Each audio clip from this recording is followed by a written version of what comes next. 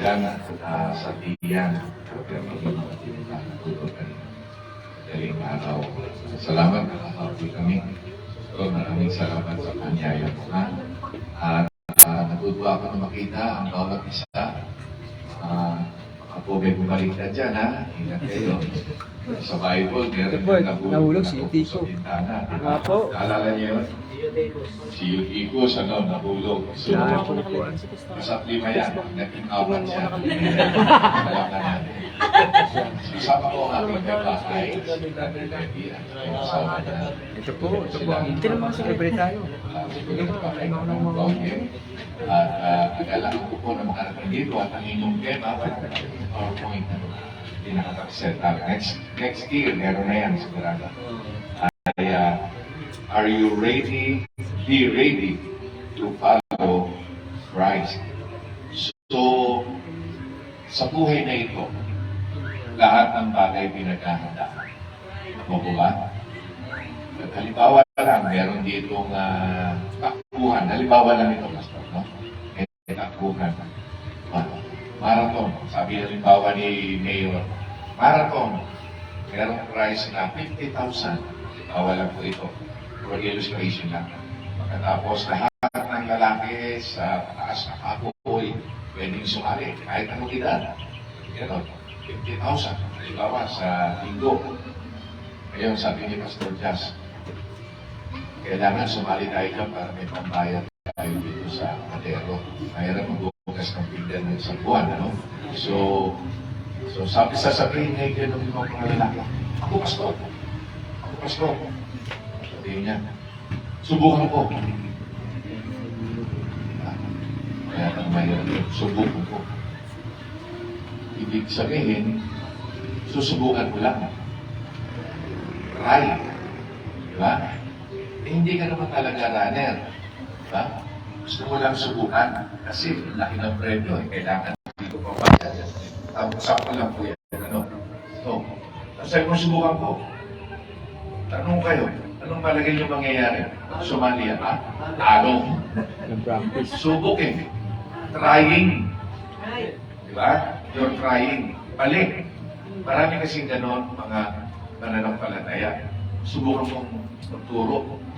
Subukan, halimbawa, mayroong vision dyan, may bagong gawain ng vision.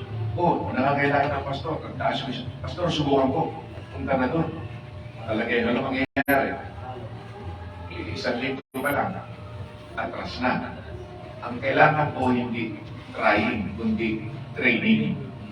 Yun ang kailangan. Not trying, but training. Kaya minsan, di ba, mga mag-TV tayo may mga tao, simba ka naman.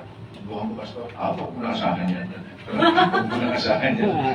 Subukan, Pastor. Naku po, ating ka ng hapon. Subukan mo, Pastor. Naku, huwag mo nakasahan yan. Bakit? Subok lang yan eh. Trying. Kung may marong marathon, sasabihin nyo, Pastor, hindi po ako talaga runner. Pero next year, sa susunod na marathon, nasali ako yan. At sa loob ng isang taon, magte-training ko. Sabihin, ihahanda mo yung sarili mo para pag pumasok ka doon, may laban ka kahit pa. Pero sabihin mo, Pastor, subukan mo. Hindi magtatagal yan. So mga kapatid, ganun din po sa pagsunod sa Panginoon. Hindi pwede subok-subok lang. Kailangan pumasok ka sa isang training, isang sistema. So maging engineer, ilang taon ng engineer. So maging doktor, may residency pa. Di ba? Para magtagumpay ka. Hindi pwede, sino mag-doktor, subukan ko. Hindi pwede. Subukan ko nga mag-opera dyan.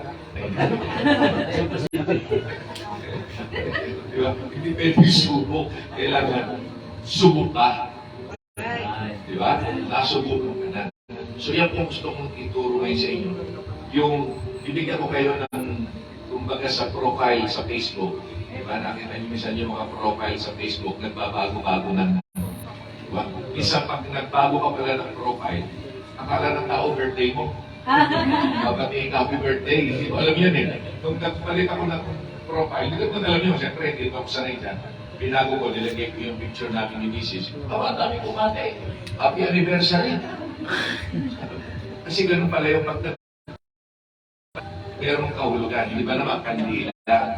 Lukot yun, ano? Kandila, nakita mo? Merong condolence. So, pabago-bago ng itsura, profile.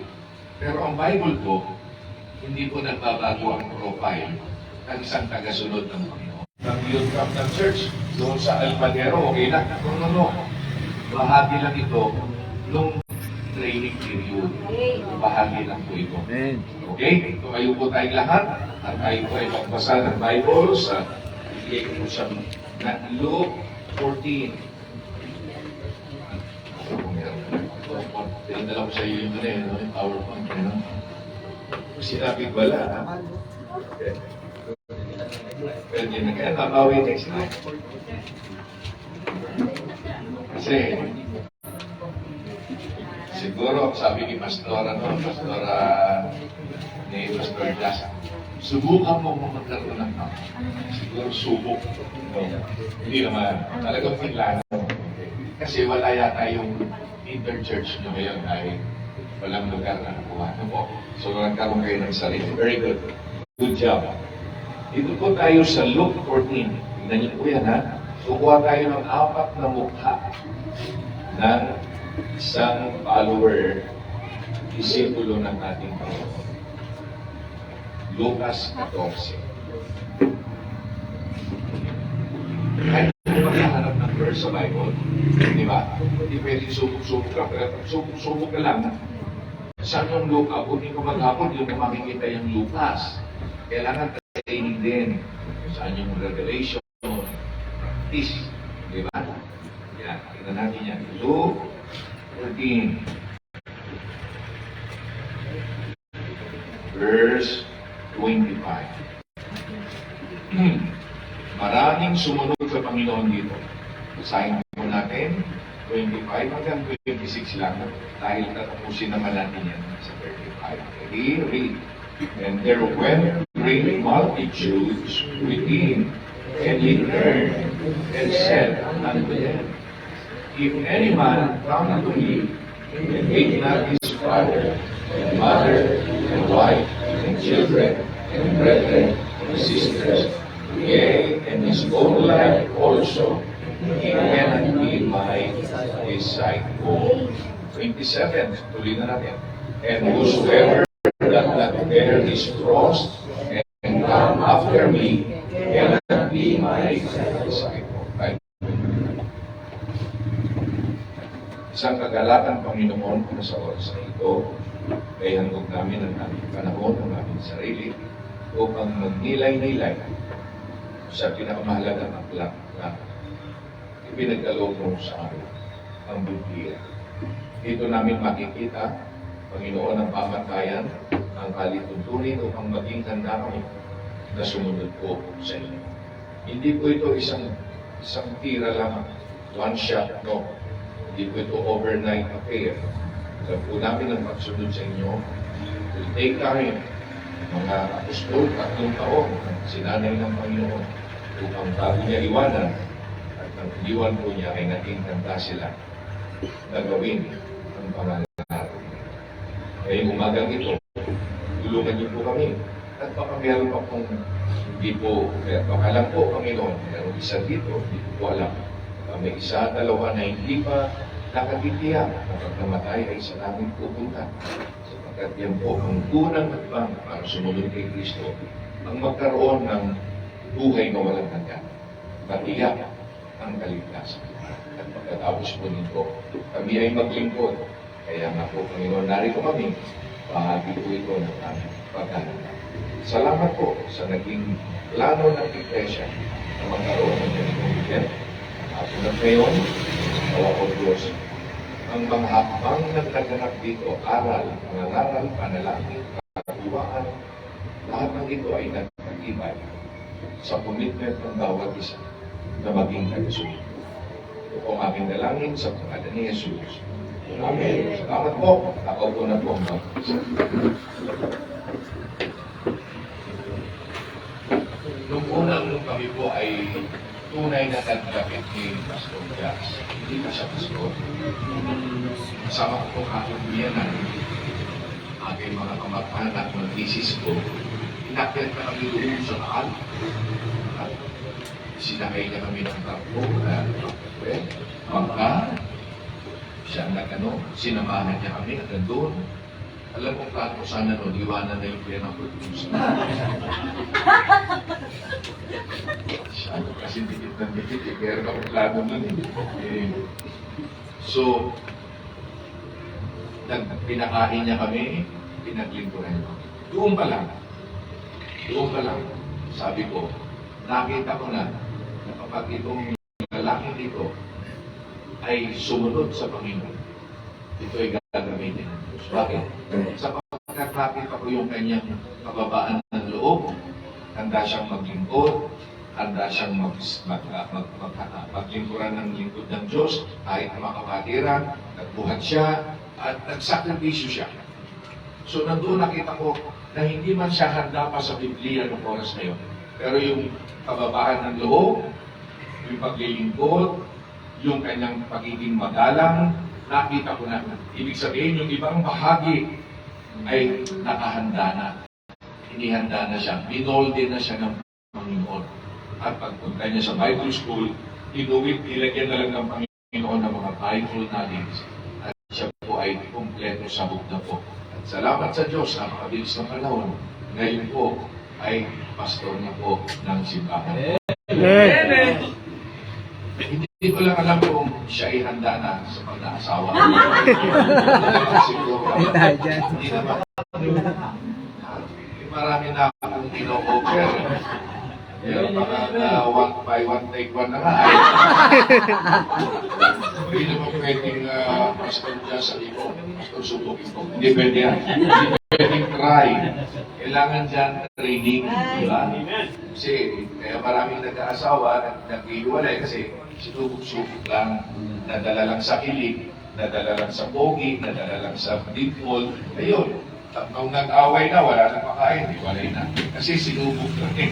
Di ba? Ito training din yan. Diyas, ha? Kaya ganun din yan. Pag-ahanda mo rin yan, ha? Mag-aaral ka na maglaba. Diyan, ha? Bumili ng kalunggong, ha? Okay. Ready ka na. Ganun. Kasi pastor, hindi ko ba yung sabihin? Nakita ko po ang halimbawa sa buhay ng inyong pastor. Ngayon po, tignan po natin dito. Sa kasaysayan ng Panginoon, alam niyo po, isang kasaysayan niya, pag siya ay nalarang, isa sa bahagi ng kanyang ministry, makikita niyo, minsan ang sumusunod, 5,000, 4,000, di ba? Tapos doon, pakakainin niya yan, di ba? Kakain sila ng tinapay na isda.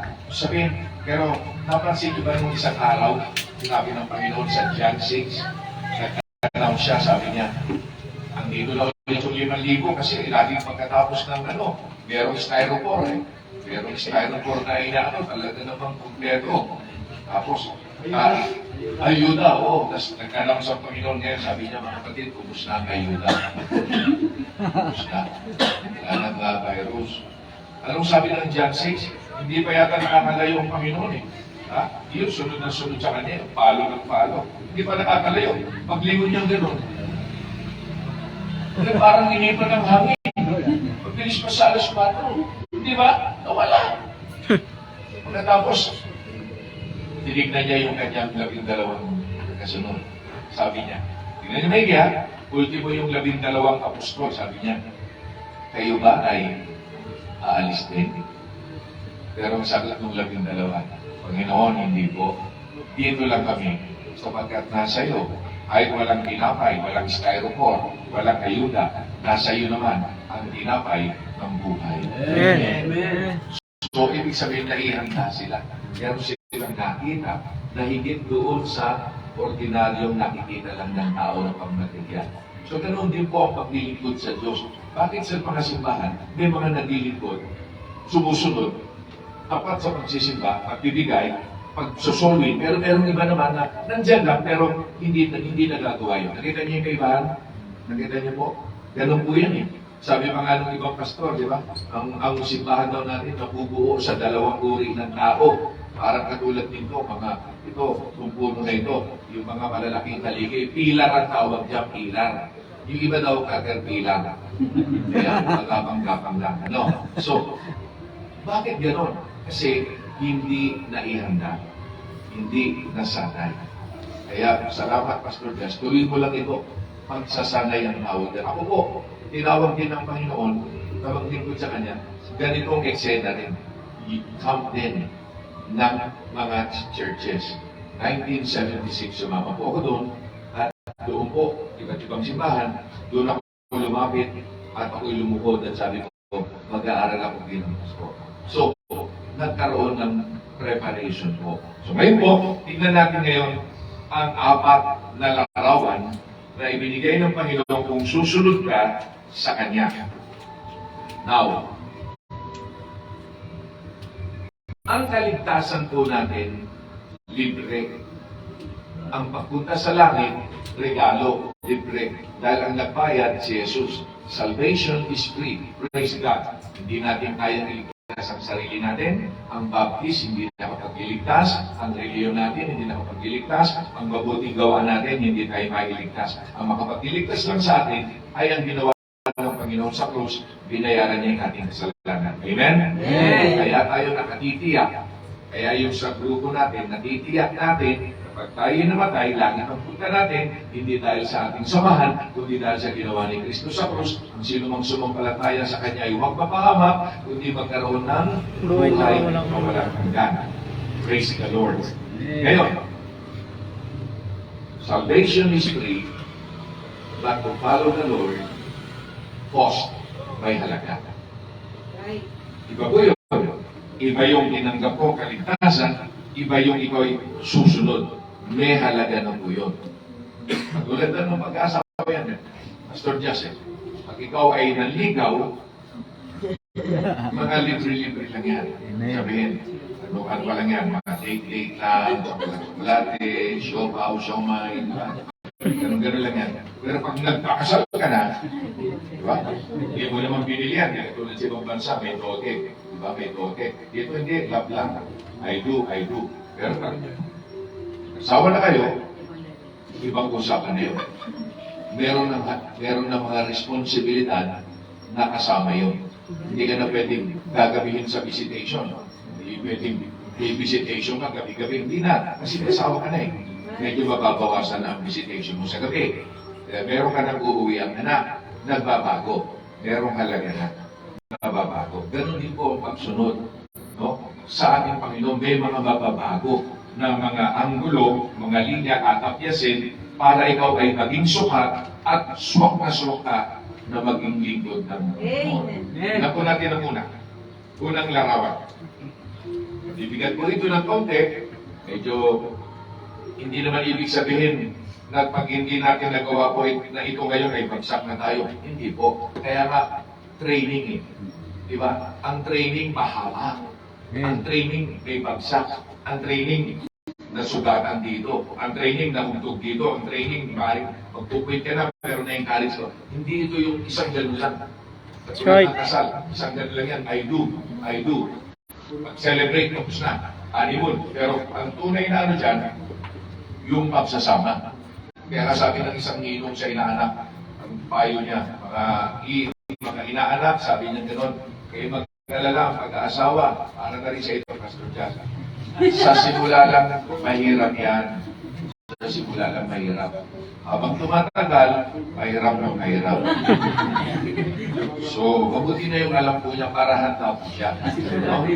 Mamaya hindi kaning sinubo, pagkatapos na pasok, iniluwa. Ngayon, number 1. Tignan natin yung unang profile. 26. Maraming sumusunod sa kanya sa verse 25 na naman. Pero kasi meron gusto makuha eh. Biglang nilagay ng Panginoon yung kanyang profile ng isang follower. If any man, kung merong susunod sa akin, tignan nyo ha, and hate not his father and mother and wife. Mabigat ito ha, pastor. Bakit hate? And children, and brethren, and sisters, yea, and his own life more also he cannot be my disciple. Go. Okay, mabibigla, di ba? Kahit ang bata, hindi agad litsyon manok ang pagkain niya. Gatas-gatas. Pero pinakikita ko na sa inyo yung profile ng talagang kakasunod ng Panginoon. Hindi man natin maabot ito ng lubusan, pero ang mahalaga, bigyan tayo ng biyaya ng Diyos na sumunod doon sa istruktura. O, sa mga nag-aasawa, lahat pa ng nag-aasawa, lahat ba yan ay perfect? Hindi pa rin. Nag-aaway yan palagi. Di ba? Sabi nga, ang pag-aasawa daw, Brother Jazz, yan lang daw ang gera na ang magkaaway, natutulog mo kagabi. Tandaan mo yan, ha? Tandaan mo lang siya. Training yan, preparation yan. Kasi, mga mag-asawa, sabihin nila, kami hindi nag-aaway. Di ba? Away yan. Di ba? Pero, kahit nag-aaway yan, hindi yan perfecto, pero ang mahalaga, committed na magsama till death do us part. Ganun sa paglilingkod. Pag nasa church tayo, hindi sabihin perfecto tayo na. Ito, kuha-kuha natin, swak na swak, kopya-kopya. Hindi. Isa, mandupay-pay ka, manghina ka, manlamig ka, pero mahalaga, ang iyong pagsunod, committed ka hanggang sa huling sandali. Amen. Ang habol ng Panginoon. So, walang sabi niya. Ang unang profile ko. Ang susunod sa akin, at hindi ka nabubuhi, pero ang ginamit kasing salita dyan, ibig niyo sabihin, Pastor, pag susunod ako sa Panginoon, kailangan i-hate ko ang nanay ko. Hindi niyo i-hate. Di ba? Parang gano'n eh. Hindi ba niyo alam na meron noong panahon namin? Ako'y nag-aaral sa Bible School. Hindi ko lang alam kung buhay pa yun. Meron po isang grupo noon, ang tawag ay Children of God. Karamihan dito, Pastor Jazz, mga kabataan, nare-recruit nila sa mga kolehiyo. Bakit? Yan ang ginagamit nilang turo, yung verse na yan. Po, gusto mo maging follower? Ay, kailangan pabuhin mo, magulang mo, ang tatay mo, nanay mo, kapatid mo. Kasi ang ginagawa nila, kumuha sila ng mga bahay, mga apartment, mga malaking bahay, nagsasama-sama sila doon. Iniiwan nila yung kanilang, yun ang paliwanag nila dyan, literal, mali po yun. Sapagkat ganito po yan. Ibig bang sabihin niya, para sumunod ka, i-hate mo ang mga mahal mo sa buhay? Mali. Ang totoo niya, pag ikaw ay nasave ka, mas lalo mong mamahalin ang iyong mga mahal sa buhay. Ang isang lalaking may asawa, kapag yan ay naligtas, lalo yung magiging mabait na mister. Lalo yung magiging mabait na tatay. So hindi ko, pagka gano'n, kontra, anong ibig sabihin po yan? Ang ibig lang sabihin po ng salitang hate yan po ay comparison. Yan ay comparative study. Ang ibig sabihin po ganito, na dahil sobrang mahal mo ang Panginoon, ang pakiramdam ng iba, parang galit ka sa kanila. Narinig nyo na ba ito minsan, yung mga biro na ganito? Nakita niyo yung mga sabungero minsan. Mga sabungero. Di ba? Sabungero. Walang ginawa kundi, imas, madaling araw pa, pag tilaw ka na, imas na. Anong sabi mo siya ng misis? Mabuti pa yung manok na imas. Hindi ba? Di ba meron ganong biro, di ba? Mabuti pa yung manok na imas. Diba? So, yung sabihin, yung kanyang doon sa manok, hindi ibig sabihin galit sa misis niya o hindi nahihimas. Kundi ibig sabihin, mas nabibigyan niya ng pangunahin yung manok. Di ba? Kesa doon sa misis niya. Yung iba naman, sa gold. Di ba? Yung iba naman, sa gold. Yung iba naman, meron ganun talaga. Yung iba, barkada. Tama ba? Mas mahal pa nila yung barkada kesa doon sa pamilya nila. Yun, hindi ibig sabihin galit ka doon sa misis mo, nagkataon lang, kaya nagkaroon ng ganung pakiramdam ang misis mo. Kasi nga, yung attention mo, sobra doon sa palong ng manok. Hindi ba? Yun pong ibig sabihin nitong verse na ito. Na, ibig sabihin nito, dahil sa sobrang pagmamahal mo, kung lagi kang Jesus first, Panginoon muna, simbahan muna, Word of God muna. Masyado mong inuuna. Pagkiramdam tuloy misa ng mga magulang, puro ka na lang simba dyan. Hindi ka pa nakapag-ugas ng pinggan dito. Mag-ugas ka ng pinggan. Baka naman, Tumatakas ka lang, kaya ka lang magsisimba pa. Huwag naman gano'n. Ibig sabihin, para maganda ang patuto mo, bago ka pumunta ng simbahan, malinis lahat ang bahay. Amen. Parang magulang ko, kung hindi pa safe, matuto ka. Maganda ang patuto mo. Dahil dito, nag-Bible to ka na ko, gumanda ang kanyang ugali, naging masunurin, naging masipag. Di ba ang gandang patutunod? Kesa yung punta ng simbahan, Bible ka ng Bible, ang tamad mo naman sa bahay, hindi ka marunong mag-pransya, hindi ka marunong mag-flip-flip. Ano mangyari dyan? Nasabihin sa ilong kananan, Bible ka ba? Sama naman ang ugali mo. Pangit ang dating.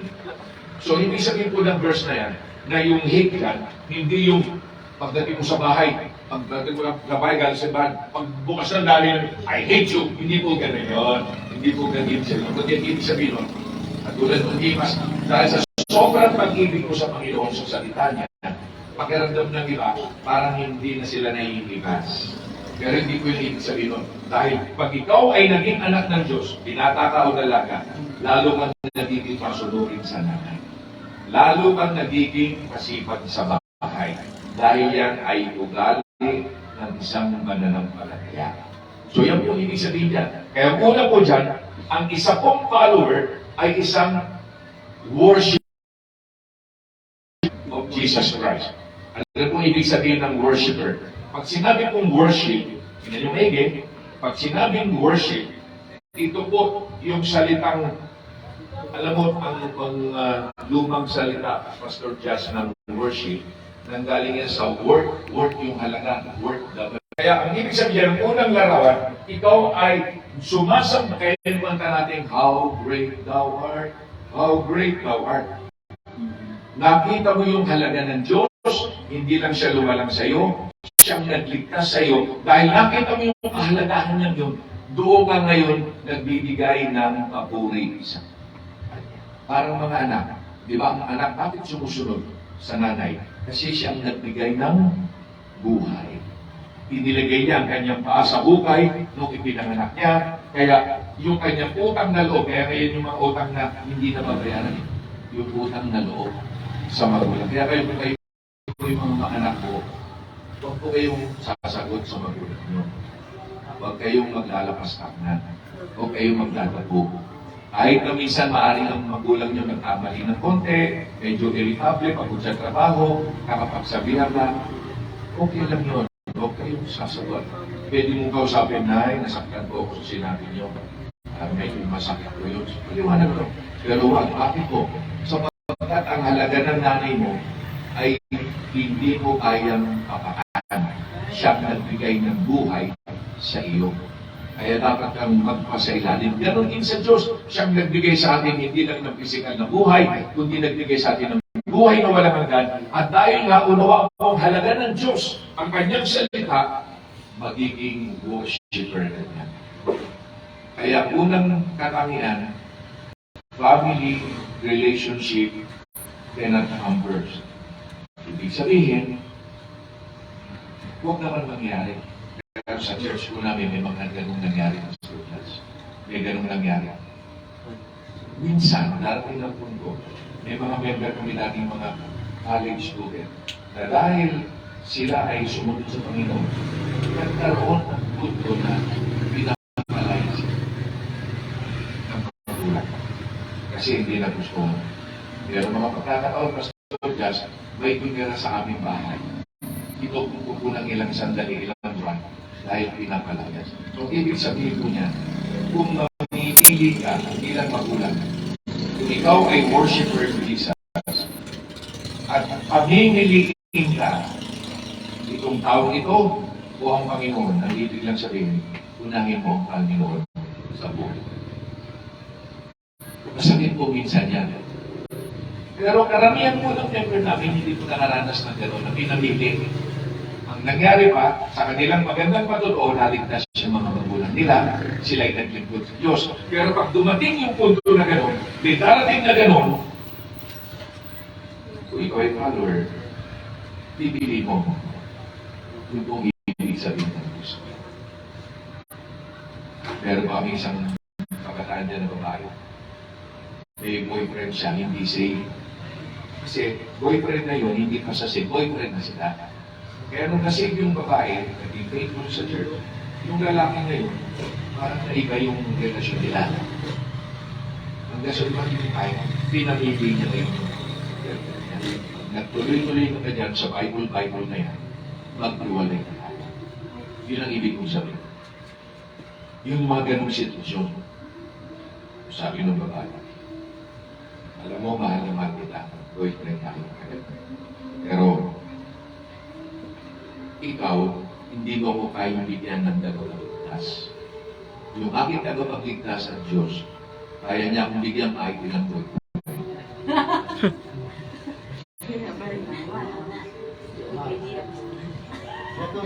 Pero malungkot po, marami po tayong kabataan sa mga simbahan ang nawala na sa simbahan, Pastor Gas, dahil sa mga buhay pag-ibig na hindi ayon sa Biblia. So yan po, malungkot, hindi handa, hindi na-train na maging follower. Subok-subok lang, ang tawag doon, sundot kalikot ng islaw kalitaw, lulubog lilitaw. Ito po yung sinabi nilang mga mananampalataya na taga-Sambales, Samba uwi, alis. Sambales. Pagpunta ron, tapos bye, pastor, alis na. Walang training, hindi na ihanda ang puso at isipan. So yan po ang isang profile. Ibig lang sabihin, kung susunod ka kay Jesus, walang pwedeng mauna na number one. Si Jesus lagi ang number one. Amen. Maaaring darating ang panahon, yung iba mo, mas number one pa yung trabaho. Hindi ko lang. Pangalawa po yan. Sabi doon, he shall, verse 27, kung susunod ka, you will bear the cross. Ito, mas mabigat po ito. Mas lalong bumibigat po ito. Hindi ibig sabihin nung bubuhatin mo yung cross. Ngayon ba, Biyernes Santo, yung ba yung bubuhat tayo ng cross, tapos bubuhatin natin, magpapahampas tayo? Hindi po. Ang ibig lang sabihin niyan ito, nung sinasabi ni Jesus ito, kaya nga nag-aalisan yung mga tao eh. Kumbaga, ang bibigat eh. Ang bigat ng ano eh. Kasi ang habol nila ay ayuda lang. Kung nagsabi ng Panginoon ng ganito, at ganyan po ang marami. Pag yung okay, masaya, picnic, playground, outing, fellowship, okay ako dyan. Pero pag meron lang mabigat na bahagi, muna, medyo off-limits ako dyan. Diba? Maraming ganun eh. Kaya maraming mga binatang lalaki, di ba? Gusto nila girlfriend lang, girlfriend. Kung sinabi ng babae, kasal na tayo. Nugu. Gusto mo lipin lang, di ba? Ayaw nila pakasal. Ayaw nila ng responsibilidad. Ayaw nila ng pananagutan. Gusto nila puro lang mga happenings. Pag bumuhat ka ng krus, ang ibig sabihin niya, alam ng mga tao yung sinasabi ni Jesus. Noong unang panahon, halimbawa ngayon, nagkakwentuhan tayo ngayon dito, biglang mayroong lalakad dyan sa panahon ng Jerusalem, ng panahon ni Jesus. Biglang mayroong lalakad dyan, Pastor Jas, may buhat-buhat na krus. Alam ibig sabihin nun? Mga ilang oras pa, yung bumubuhat na yun, dedo na. Kasi ang krus noon, yan yung kanilang capital punishment. Yan yung ipinapako na kriminal na kasama si Jesus. Kaya pag nakakita sila ng gano'n, alam na nila yun. Wala na ito. Maya-maya katay na ito. Kumbaga, binay yun, tama. Electric chair yun. So, sinasabi ng Panginoon dito, susundin mo ko. Talagang sundin. Kahit buhay mo. Handa mo. Mabigat dito ka. Hindi ba nyo alam kung bakit tayo ngayon nagbabible dito? Kung bakit tayo ngayon ay masaya at meron tayong Bible ngayon? Kasi nung unang panahon, yung mga apostol, pag-aralan nyo ang buhay ng mga apostol, paano sila namatay? Mamamangha kayo. Yung isa, pinalatan ng buhay. Yung isa, pinako ng pag-iurik. Yung isa, ibinuhusan. Nakita na ba kayo ng mga one-day-old chick, yung mga piniprito na ano? Yung isa, pinihagi sa malaking kaldero, doon pinakuluan sa langis. Yung iba, pinalagkad ng kabayo. Pag-aralan niyo yung 12 apostol, kaya kay Judas, yung 11, kung paano sila namatay, makikita niyo na ibinigay nila ang kanilang buhay. Dahil yung panahon ng Dark Ages, sinusunog sila, pinakakain sa leon, pinatali sa mga poste, sinusunog sila, naglalagablab. Tapos, ano gagawin? Masabihin lang sa kanila, ipagkaila mo ang Panginoong Hesus. Pero lang, okay ka na. Pero wala. They were willing na masunog, kainin ng leon para sa kanilang patutuo ng pagsunod kay Kristo. Pero dahil sa kanila, kaya nagtuloy-tuloy ang Ebanghelyo na inabot tayo ngayon. Eh kung yung mga yun, nag-give up, o sige po, okay na po. Masisira yung manicure ko, yung lotion ko, pag nasunog sa, di ba? Wala na. Kaya ang ating pong pananampalataya ngayon, utang na loob po natin na sa mga tao nagbigay ng buhay nila. So sana, tayo din naman. Kaya nga nung COVID, di ba? Nung COVID, kahit na may COVID, kahit may lockdown, tuloy ang panambahan nyo eh. Tuloy ang panambahan. Bakit? COVID o may COVID. Wala COVID. Tuloy lang. Bakit? Yun ang utos ng Diyos. Hindi pwedeng yung COVID, barahin yung utos ng Diyos. Pero nag-iingat tayo. Hindi naman yung nung may COVID, kung tayo nananambahan eh, magkanoy, harapan pa ng hindi naman. Nagtatakit din tayo, nag-alcohol din tayo, nagdi-distancing din tayo. Pero patuloy ang pagsunod natin sa Panginoon. Ano? Kaya ibig sabihin ko, kung ikaw ay susunod sa Panginoon, ultimo buhay mo. Hindi lang yung mga tao, trabaho, yung gusto mo sa buhay, ultimo buhay mo, may handa mong ibigay sa Panginoon kung kakailanganin. Pero salamat sa Diyos sa Pilipinas, hindi naman po ganoon. Kaya kung pumunta kayo sa Vietnam, ako po'y nag-inisip sa Vietnam, ang mga mananampalataya doon, isang linggo lang. Pero isa tayong simbahan tayo doon sa isang baryo, pinuntahan ng pulis, pinadla. Mabisto, nakakita sila nananambahan. Ngayon, pini-interrogate yung mga members doon natin. Sa ibang lugar po, regular lang po yung mga nananampalataya na pinapatay dahil sa pananampalataya. Mapahalat po tayo sa Pilipinas. Medyo malaya. Kaya nga gawin natin yung magagawa natin. Habang malaya tayo, baka mamaya may mangyari na hindi natin inasahan. Meron na tayong tinatawag na persecution. Napakahirap na. So yan po ang unang larawan. Hindi pwede mauna ang sino man. Hindi pwede mauna kahit ikaw. Sa Panginoon Jesus. Yan ang unang po. Pangalawa. So ang una po, worshiper. Pangalawa, tingnan po sa susunod na verse 28. Sahin po natin, 28 hanggang 30. Ready, read. For which of you, intending to build a tower, sitteth not down first, and counted the cost, whether he had sufficient to finish it, lest haply, after he had laid the foundation, and is not able to finish it, all that behold it begin to mock him, saying, this man began to build and was not able to finish.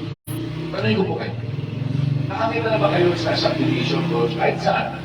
Nakakita na ba kayo ng mga bahay na sinigulang gawin, pero nakatiwak mo kayo? Kahit at kaya na ganun. Marami po. Diba? Dami. Huwag naman. Diba? Dami, di ba?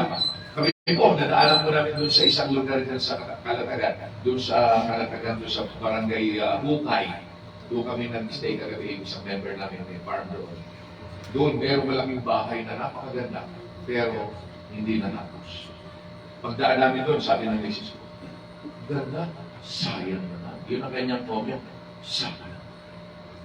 Sabi dito, ang pangalawang profile ng isang kasunod, worker, builder, nakita nyo, nagtatayo ng tore.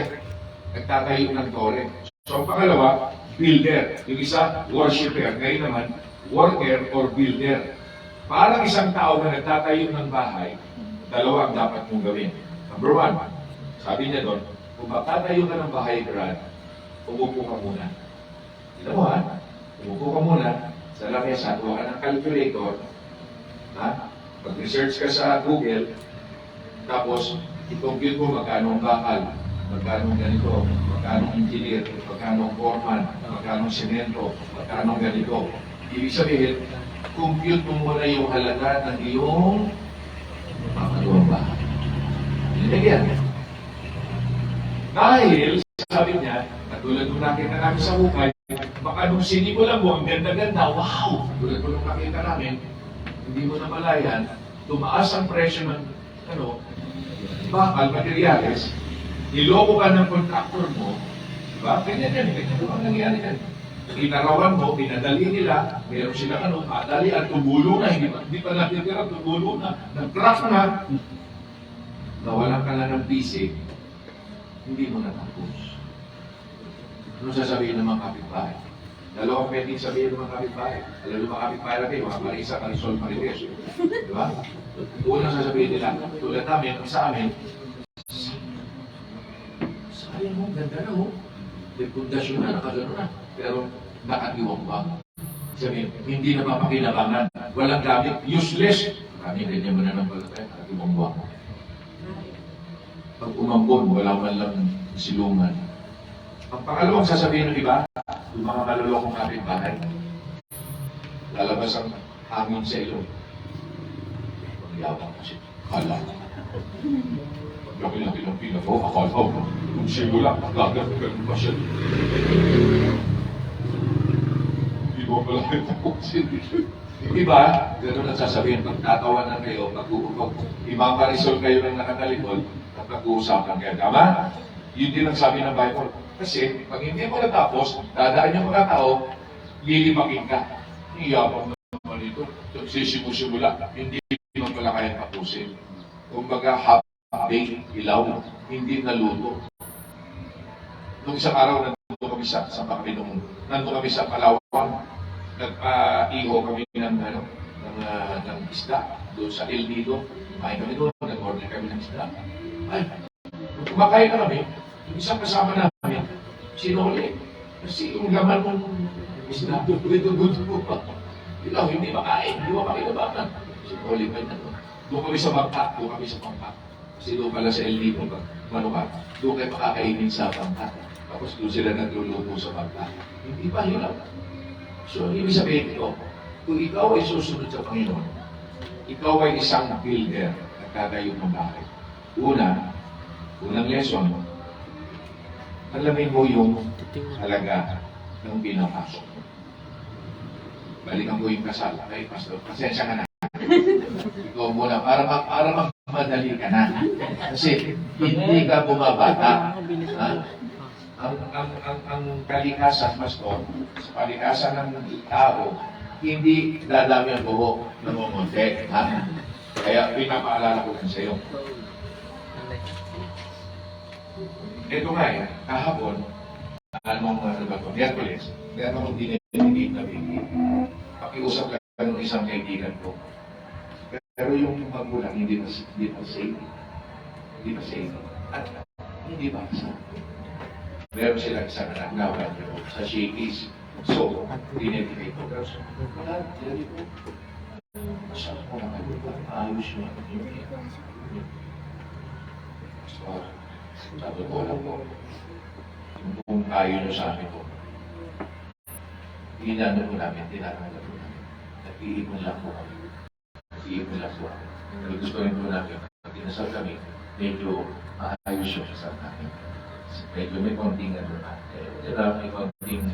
May konting darbo. Alam mo ngayon, mga 40 dito, may mga backup, may mga catering, di ba? Panahon namin o, cellphone ako. Nasa styrofoam lang yan. Tatalihan ko lang ng last ko si Papa, yung kutsara dito, nandiyo yung tissue. Tapos ang inumin, case na Pepsi, mga sarsi, may tagagan pala. Tusok ng stroke, abot na rin, gano'n lang. Panahon namin. Paakil, di ba? May mga pika-pika po. Sabi ang sunod, iipon mo. Kung kayo po'y susunod sa Panginoon, hindi po ito dalawasan po. Alam mo, sabi ni Lenin, yung founder ng komunismo sa Russia, 1917, sabi niya, hindi kami naghahanap ng maraming followers. Ang hinahanap namin kahit konti lang. Pero, naiintindihan nila yung pinapasok. Kaya mga alam niyo naman ng mga komunista. Hindi. Ultimo yung mga recruitment nila sa UP, di ba? Mga pagkakaano na pupunta sa mundo.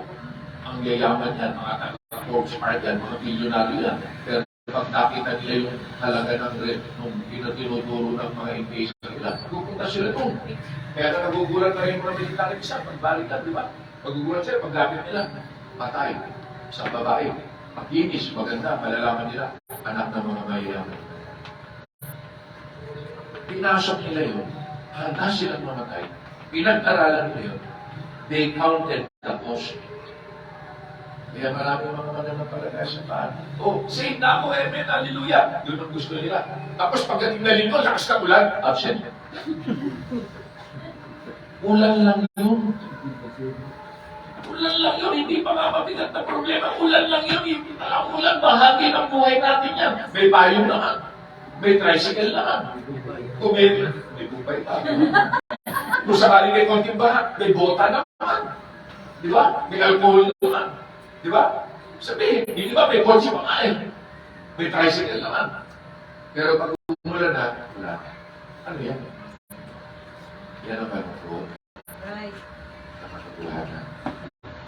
Marami pong ganyan mga follower, pero yung ako yung mga follower na nakatiwang-wang. Kapag ang bahay na nakatiwang-wang, walang gamit. Di ba? Ano nangyari doon? Nabubulok. Ano nangyari doon? Bisa, kapag yan hindi mo tinapos, pupunta dyan yung mga addict na session. Diyan gagawa ng mga kalbala. Kami nila yung mga makukuha nila dyan. Bakit? Babahayan ng mga koron ng mga insekto, mga addict. Bakit? Kasi hindi natapos. Marami po mananampalataya na nag-backslide na. Masakit man ito, pero binibigyan ko na kayo ng mga katotohanan. Kasi 45 years na ako eh. 45 years. Nagsimula ako magpastor. Ako ay edad magdi-18.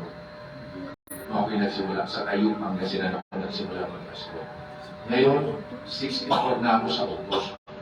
So, sabihin, mahaba-haba na yung karanasan ko kahit paano. Ano po? Kung sasabihin nyo ngayon, ako, si pastor pala, malayo na ang natin.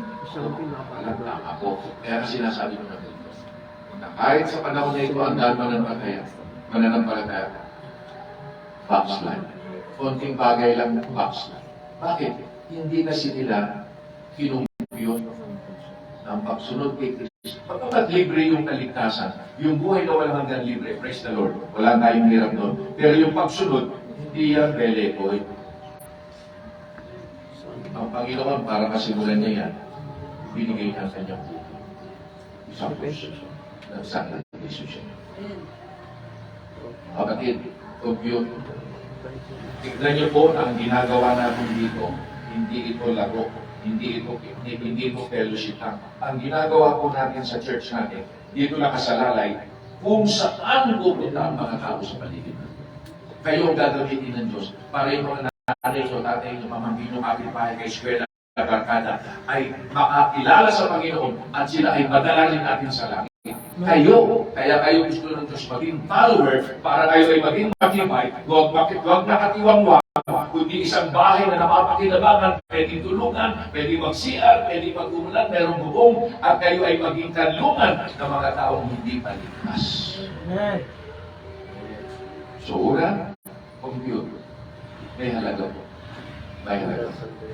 Doon sa Negros, meron doon mga simbahan, ang mga member pastor, lalakad, dalawang bundok ang tatawirin para makarating lang doon sa bahay. Babalik doon. Bundok kung nilalakad. Lakad lang po yun. May halaga po. Pag naintindihan ko ang pagsunod, na-compute ko yan, kahit sa mag-asawa, katulad sa rin, kukumpute ko yan. Anong nagkaso sa ganito? Ano yung nakas? Lambin. Yung madaling araw, nilisip na. Di ba? Kahit na gusto mong ibagsak, pero hindi na. Kasi kasama yun. Alam niyo yung mga narin natin. May halaga po. Kahit naman ano sa mundo ito, may halaga. Hindi pwedeng nalaglag lang, nakatanong ka lang si Juan Tama. Doon yung mayabas. Ang makukuha ko dyan, ibong hanap na. Ibong hanap. Hindi po ganun ang matiling. May halaga. Kaya pag kayo po ay nag-practice sa quiet, kaya nagpapagod kayo, maglilinis pa kayo, tutulong mo si Pastor. Malilicho, pero bahagi po yan. Magbibigay kayo, meron tayong program, meron tayong project, kahit na minsan, hindi naman tayo kayamanan, tayo ito ordinaryong mga ano lang sa pagdating sa ekonomiya, pero nagbibigay tayo. Bakit? Kasi naintindihan natin na may halaga ang maglingkod sa Diyos. Amen. Yun po ang pride. Sabi dyan, hindi lamang computed, hindi completed. Ang gusto ng Diyos, tapusin mo yung sinimulan mo. Hindi banderang tapos. Ako po noong ko'y bata sa mga pinasok ng trabaho kasi ang tatay ko po kasi hiwalay. Ang tatay ko maraming asawa, Chinese, Uy, diba? Ang nanay ko naging sales lady niya. Naging girlfriend niya ang nanay ko. Nabuntis niya ang nanay ko. Ang Chinese na yun, nagaling Hong Kong. China, Hong Kong. Naganyang negosyo sa Quiapo. Nagpunta ang nanay ko doon. Naging girlfriend niya. Tapos nabuntis. Tapos, buti na lang, merong nakasolving sa nanay ko. Buti na lang. Kaya, nung natutunan niya ang salvation, iwalay na siya. Iwalay na siya sa tatay. Siya alam ka mali na yun. Talagang may plano ng Diyos. Hanggang sa inay panganak ko, pinalaki na ako sa Baptist Church. Nung 17 years old, nasa iba ko, naintindihan ko yung naligtasan. At nung 18, papastor na ako kahit estudyante pa ako. Kaya lumaki kami na. Ng nanay ko. Wala akong kapatid. Mga kapatid ko, mga kalahati. Half brother, half sister. Pero kami lang halos ng nanay ko magkasama. Kaya, trabaho ako, nagtuwan ako sa palengke, nagtinda ako ng mga supot, supot, ganyan. Kami ay nagtinda ng yung pinubuhat na yung mga ice supot, ice drop. At isa sa pinasok ko, sa trabaho, namumubra ng karera. Hindi sobrete. Karera sa kabayo. Kabayo, dividendaso. Alam niyo yung dividendaso. Yan yung mga listahan ng kabayo. Diba? Sa kabayo, may tawag dyan ng banderang tapos. Yung mga kabayo na magaling sa simula. Diba? Pag rekta, here we go! Si Trinidad yun. Paglabas yan, yung kabayo na yan. Diyan yan, namumuna yan. Pero pagdating na sa home stretch, laylay natin nila, ang tawag niyan banderang tapos. Ang tawag natin sa iba, dinas. Tugon. Magaling. Wow! Pero sandali lang. Maraming ganito. Gusto ng Panginoon, yung bahay, tapusin na. Diba sabi ng Panginoon, yung sa Hebrews 12, looking to Jesus, siya yung unang tumakbo eh. Tapos sabi niya, dahil sa kanyang nakitang kagalakan, tinapos niya ang krus para sa iyo at para sa akin. Ano kaya kung ang Panginoon ay nandoon sa kung siguro ang Panginoon eh, hawak-hawak niya yung krus, tapos tinuduraan siya, tinubura siya ng mga tao. Sabi natin, yabura. Balik na ako sa langit. So, di ba? Kaya huwag kayo gano'n. Wala tayo, lahat tayo na sa impyerno.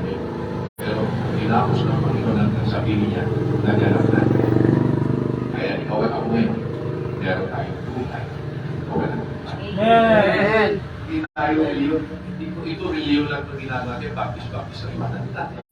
Ang ating dito, pananampalataya, na nakatagpuan natin yung kaligtasan, na ang habol natin, maibahagi natin sa isa. That's right. Yun ang habol natin. Kasi lahat dito, lilipas, wala ba kayo? Ay lahat dito susunugin lahat dito Ang madadala lang natin sa langit, yung ating mga mahal sa buhay. Kaya mga kapatid, kung ikaw ay follower, tapusin mo yung itinatayo mo. Amen? Amen. Mahirap, at asang materyales, lalo sa mga kabataan, ako'y mga kabataan, alam nyo, panahon namin, simple lang ang buhay namin ng kabataan noon. Wala pang mall, wala pang cellphone, wala pang mga kung ano, gadget, walang mga internet, wala pang lahat siya. Kaya ang bahay nito, isip nila noon. Kaya ka noon, pinagtutunan ng mga babae noon, paano makalente, paano maglansya, paano mag-include ng grupo, paano mag-ibig sa bahay, paano magluto. Ito, mga babae na ngayon, mga katamol, hindi na marunong, hindi ka nila alam ano yung tutusan mo. Gugaling na ng ano, ng isla. Hindi ka nila alam ang isla. Hindi nila alam kung ano yung bilasa at ang sarili. Akala na nila na yung French fries. No, that's right. Hindi na marunong mag-English na kumidigaan. Kasi pag-ising ano na ata. Wala na. Nag-iba na. Kabataan, pinag-pray po namin kayo. Siya hirap ng ano. Aminado po. Ibang Panginoon, simpleng-simple. Pag sinabi ng nanay mo, tsaka na sa kwarto, nakakulong ka na, wala na. Doon ka na. Malayo ka na sa mga kakadar ka. Ngayon, pag tinulong mo sa kwarto, eh, mas gusto nila yun. Diba? Na nasa kwarto sila. Kasi, noong unang panahon, hirap, di ba? Noong unang panahon, ang hirap papasukin ng bata sa kwarto. Pasok ka sa kwarto! Pasok! Ngayon, ang hirap palabasin sa kwarto. Kainan na, di ba? Kainan na. Nandun pa rin. Dali na po. Tapos na yung kainan. Tuloy pa rin siya. Kasi nag-ML po ako. Kaya, hindi tayo yung pastor. Kaya, pastor, talagang doble ang panalangin sa mga kabarata. Iba yung dinadaanan nila kaysa sa dinaanan nila. Yeah. So, we pray for you, mga young ladies, mga binata dyan, iba po, pinagod po kami yan. Mas mahirap po yung panahon nyo sa panahon. Panginoon, pag-tinig na lang ng magulang namin, pag-tinig na kami gano'n. Kaya kayo, pag-tinig na magulang na rin. Ano yan? Ano yan? Problema? Chill ka lang. Diba? Ang panahon ngayon. Kaya people, ingat po kayo. Mahirap ang laban po. Aminado po. Mas komplikado ang daigdig ngayon. Kaysa ng kaso namin. That's right. Napakahirap. So yan po pangalawa. Pastor, builder, pangatlo. Ang pangatlo, hari naman. Gera naman tayo, gera. Verse 31 at saka 32. 31 and 32. For what king goeth to make war against another king, sitteth not down first, and consulted whether he be able with 10,000 to meet him, that cometh against him with 20,000, or else, while the other is yet a great way off, he sendeth an ambassage and desireth condition of peace. Pangatlo, sundalo. Pinakita rin itong profile, isang hari na lalaban sa gera. Ngayon, ikaw ay sundalo. Ikaw ay isang carpenter. Ikaw ay isang worshipper, builder, ayun po, warrior, soldier. Ano po ang katamihan ng soldier? Una, gusto ng Panginoon, hindi takot. That's right. May lakas ng loob. Kapag ang sundalo ay takot, hindi pwedeng sundalo. That's right. Kahit saan. Kahit sa basketball, kung na nagpa-basketball dito, mga nagpa-basketball, pag nervyoso ka, hindi ka kahit napakagaling mo, maganda ang skill set mo, pag nervyoso ka sa actual na laro, hindi ka makakagawa ng maganda. That's right. Kabog, ang tawag natin dyan, may kabog. Ang tawag natin dyan, may daga. Di ba? Pagkawa hindi tunay na laro, yung sila lang hanggang galing, ano pa ikutin. That's right. Pero pag may referee na, pag nakalagay ng pito, hindi na malaman, di ba? Yan galing-galing. Lagi ng isang yun. Nangingitlog. Sabi ni Video, 32,000 yung sundalo na nagpalista.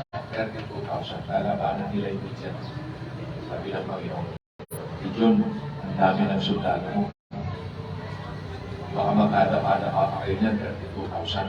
Baka mamaya pag nanalo kayo, sabihin nila, sa dami nila ng nanalo. Magkaroon ka ng announcement. Ano po yung Panginoon? Kayo si Gideon. Sino rito ang ininervyo?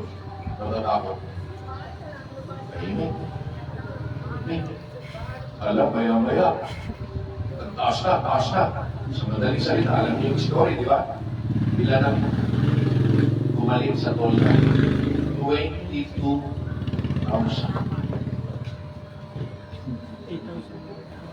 10,000 na lang natira. Bakit? May kabugin. Pag ikaw ay coach ng basketball, meron kang player na kabug, walang pag-asa yung team. Ilabas mo na lang yung may kabug na yan. Mas maigi pa yung player na buwang loob, kahit hindi magaling, ilagay niya, mas may magagawa sa loob. Kaya nangyari, balik sila. Mga kapatid, kung ikaw susunod sa Panginoon, huwag tayo matakot magbigay ng tracts. Kayo sabihin ng pastor, ito ang tracts, magbigay tayo. Hindi natakot. Sundalo ka ng Panginoon. Yan ang tunay na mensahe ng kaligtasan. Huwag tayo matakot magbigay ng Right. ating offering. Yung iba kasi, pag nagturo ang pastor ng ikapo, sabi nila, naku, natakot sila. Diba? So malaki, nanay ko po. Di ba? Di ba? Natatakot sila magbigay. Ha? Pero pag pumasok sila sa mga gadget nila, madali.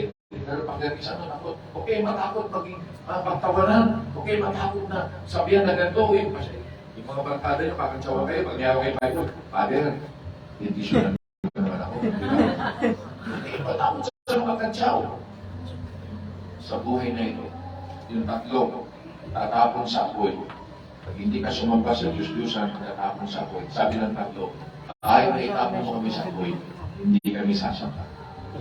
Kailangan po natin ng lakas ng loob. Amen. Kahit anong bagay, lakas ng loob. Ayaw ng Diyos yung may takot, tatapon-tapon ka.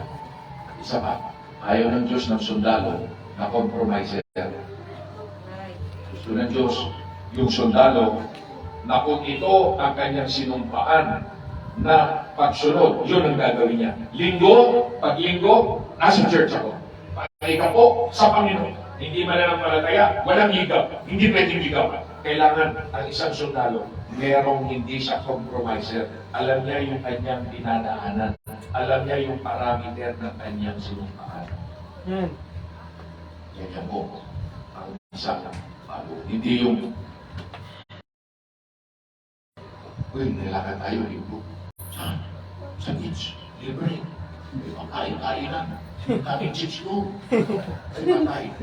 Nakalimutan na yung sundalo. Ay, hindi. Pag sinabing sundalo, may conviction yan. Sa may paningin. Pag-usapan naman natin ang kasi. Salt is good. But if the salt have lost his savor, wherewith shall it be seasoned? It is neither fit for the land, nor yet for the dunghill, but men cast it out. He that hath ears to hear, let him hear. Apat, ito ha, number one, kung nagtitake down kayo ng notes. Number one, a follower is a worshiper who will worship at any cost. Number two, a follower is a worker who will work at any cost. Number three, a follower is a warrior who will war at any cost. Pang-apat, a follower is a witness who will witness at any cost. Bakit naging witness, Pastor? Yung asin. Di ba sabi ng Matthew 5:14, kayo ang asin at ilaw ng sanlibutan. Alam niyo yun, Matthew 5? Ginamit po yung asin at ilaw. Ano ba ang gamit ng asin? Pampalasa. Tama? Pag walang asin, hindi masarap ang pagkain. Pangalawa, para hindi mabulok. Yun ang gamit ng asin. Ang daigdig na ito nabubulok dahil sa kasalanan. Ikaw ang asin. Ikaw ang gagamitin ng Diyos para hindi mabulok sa kapamakan. Pangalawa, ang mundo nito walang lasa. Ikaw ang gagamitin ng Diyos na maglalagay ng lasa. So ikaw ay yung asin dito, patutuo ito, witness. Parang you are the light of the world, you are the salt of the earth. Ngayon, kung ikaw ay patutuo, kung ikaw ay follower ni Christ, ang isang trabaho, magsishare ka ng word of God. Magsishare. Magiging yun ang magandang marites. Marisol, kalisan. Even dito, witness ka. Nakita mo ang lahat, naranasan mo. Ano ba ang katangian ng asin? Dalawa gusto ko sabihin sa tayo. Kung ikaw ay witness, katulad ng isang asin, at ikaw ay mag-share ng word of God, ang unang katangian ng asin, yan ay nanonood. Ano ba yung nanonood? Parang, penetrate. Pag nagsikang kayo ng kampong, diba? Pag nilagay mo na sa tubig yung kangkong, may patis o asin. Yung asin na yun, manunuot doon sa kangkong. Manunuot siya sa kangkong. Ibig sabihin ito, ang trabaho po natin, penetrate. Tama po kayo. Yun ang word, penetrate. kailangan manuot kayo sa inyong pamilya. Di ba, ang kayo talagang ligtas doon, kailangan yung asin yung manuot. Penetrate. Manuot sa inyong nanay. Sa iba't ibang paraan, ha? Siyempre kayo nakakalam ng strategy. Kung mainit pa si nanay, kontra dito. Huwag bigla. Aral kayo. Tanong kayo kay Pastor, ito ang dapat kong gawin. Para yung lasa ng asin, maipasok sa pamilya mo. Yung kaibigan mo, yung ka-textmate mo, yung ka-eskwela mo, ka-opisina mo, dapat lahat ng taong na involved sa buhay mo, dapat manuot ang salita ng Diyos sa buhay nila. Tanggapin man nila o hindi, nasa kanila yun. Pero ang trabaho mo, penetrate. Yan ang trabaho ng asin. Pangalawa, panghuli. Pag kayo ay may singaw, nalagyan ng asin, ano? Wow! Ouch!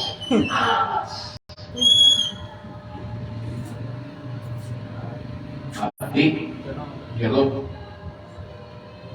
Kayo po ay nag-share ng Word of God minsan. At gusto niyong manood. Minsan, mahapit sa mga tao, hindi nila magugustuhan. So, kontrahin kayo, masasaktan sila. At maaring layuan ka. Maaring sabihin, ito tayo ng Biblia, parang delikado tayo dyan. Sampusan dito pala ito. Di ba? Alayuan ka. Kasi ano sila eh, lalagyan mo ng asin. Di ba? Nahabduan, nahapdian yung singaw. Singawan sila eh. Kaya pag nag-share ka, hindi lahat sasabihin na thank you, Pastor. Ay, naku, salamat ang hindi. Yung iba, magre-resist. Kaya may 12 apostol na namatay na. Bilyon-bilyon na namatay ng mga mananampalataya kasi hindi nila gusto yung asin.